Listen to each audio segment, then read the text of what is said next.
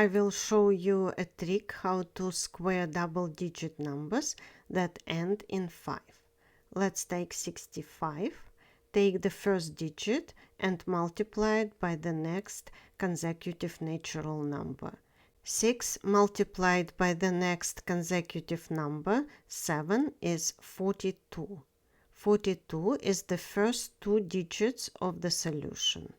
Next, plug in 25 as the third and fourth digits of the solution. This gives us the solution of 4225. Let's take 75. We take the first digit and multiply it by the next consecutive number, which is 8. 7 times 8 is 56. 56 is the first two digits of the solution. Let's plug in 25 as the third and fourth digits of the solution. We get 5625. Here is how this trick works. 85 squared can be represented as 80 plus 5 squared. We can use the square of sum formula. It is equal to the square of the first term plus twice the product of the first and second terms plus the square of the second term.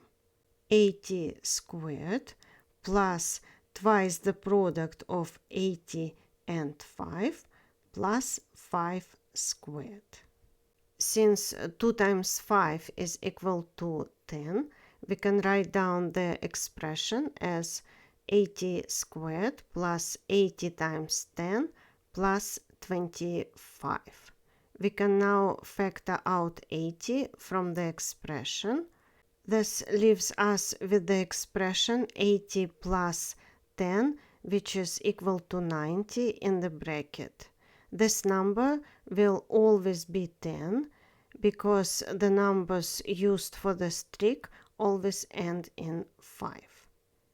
Therefore, we use the consecutive numbers product step for the first two digits of the solution. 85 squared is equal to 7225. Now use this method to solve 95 squared and leave your solution in the comments below. Thank you for watching. If you found this video helpful, please consider to subscribe to help my channel grow. Thank you.